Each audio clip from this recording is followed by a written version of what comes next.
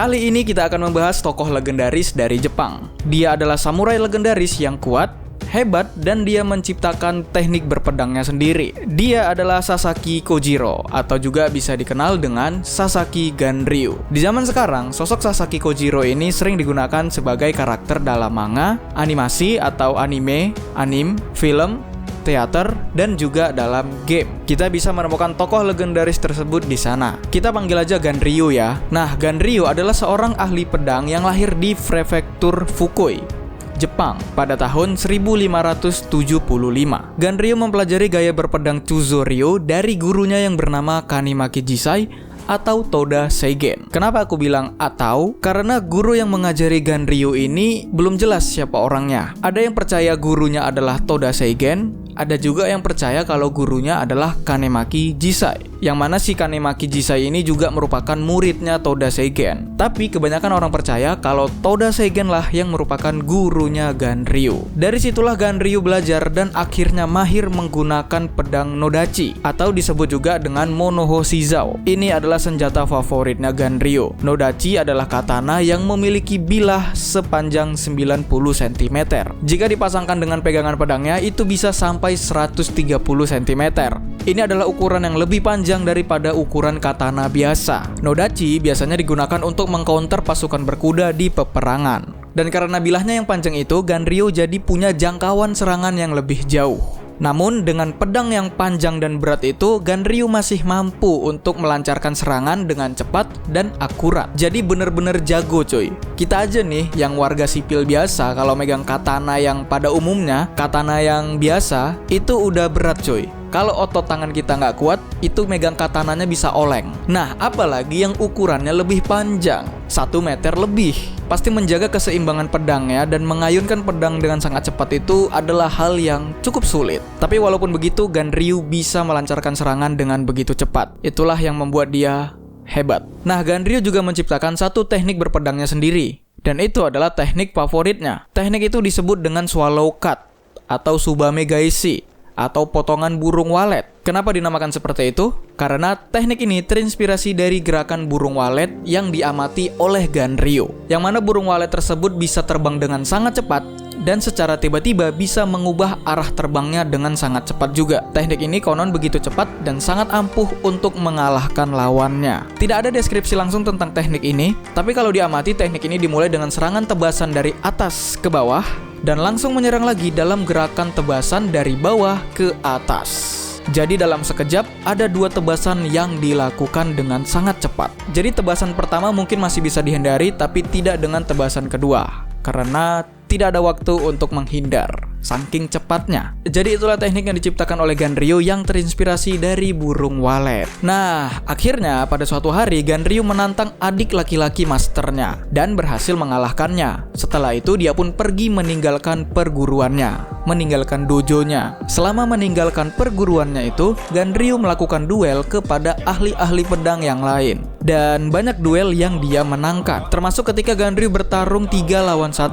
Dan Ganryu hanya menggunakan senjata Tessen. Tessen adalah kipas lipat yang terbuat dari besi. Nah, hanya menggunakan itu Ganryu bisa menang 3 lawan 1.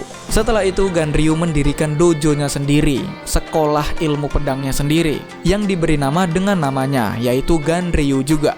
Ganryu, sekolah yang dia dirikan dan banyaknya duel yang dia menangkan membuat Sasaki Kojiro menjadi tenar, menjadi terkenal. Nah, ketenaran Ganryu sampailah ke telinga samurai legendaris yang lain, yaitu Musashi Miyamoto. Dia adalah samurai yang ahli menggunakan 2 pedang. Musashi meminta kepada Master Hosokawa Tadaoki melalui perantara Nagaoka Sado Okinaga untuk mengatur duel. Nah, untungnya Master Hosokawa Tadaoki menyetujui duel mereka dan menetapkan waktu dan tempat pada tanggal 16 April 1612 di Pulau Funajima atau Funashima, tempat yang relatif terpencil. Kenapa memilih tempat terpencil seperti itu? Karena Ganryu udah punya banyak murid. Takutnya kalau Sasaki Kojiro atau Ganryu ini kalah, murid-muridnya akan menyerang Musashi. Jadi dipilihlah tempat terpencil itu. Nah, pada hari H-nya Musashi terlambat 3 jam lebih. Nah, di sini ada beberapa versi yang berbeda dikit. Yang pertama, Musashi datang terlambat. Kemudian Musashi menghina-hina Ganryu. Niatnya biar Ganryu ini emosi, psikologinya terganggu. Ketika pertarungan sengit terjadi, mata Ganryu terkena silau cahaya matahari yang mau tenggelam. Ini berarti pertarungan mereka sore hari ya.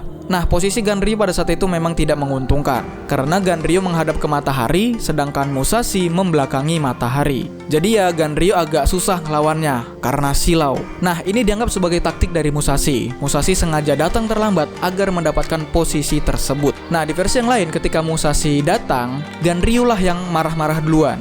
Karena keterlambatan Musashi. Sasaki Kojiro ini kayak nggak dihormati gitu kan. Kayak duelnya itu nggak penting gitu. Sampai-sampai Musashi Miyamoto terlambat. Dengan amarahnya, Ganryu membuang sarung pedangnya. Musashi menanggapi hal itu.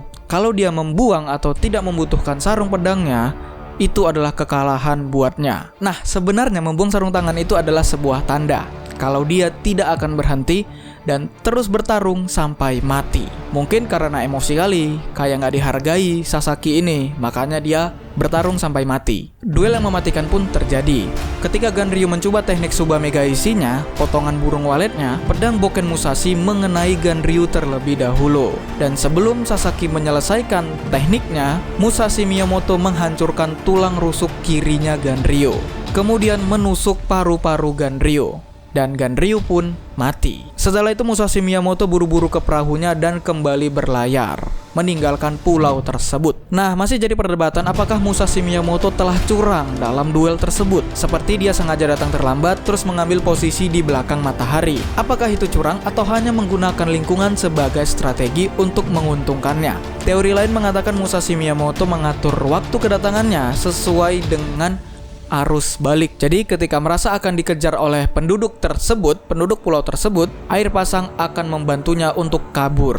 Dan pulau tempat duel mereka tersebut berganti nama menjadi Ganryujima, menggunakan namanya Sasaki Kojiro. Nah, yang jadi pertanyaannya, kenapa pulau tersebut menggunakan nama Sasaki Kojiro yang kalah dalam duel tersebut? Kenapa nggak menggunakan nama Musashi, samurai yang memenangkan duelnya? Oke, itulah tadi pembahasan kita tentang salah satu samurai legendaris. Dia adalah Sasaki Kojiro yang terkenal dengan pedang panjangnya yaitu Nodachi atau Monohoshizou dan teknik berpedangnya yaitu Swallow Cut, Tsubame Gaeshi. Duel mematikan antara Ganryu dan Musashi terjadi di Pulau Funazima, yang kemudian berganti nama menjadi Ganryujima. Itulah dia Sasaki Kojiro yang lahir pada tahun 1575 dan wafat di tahun 1612.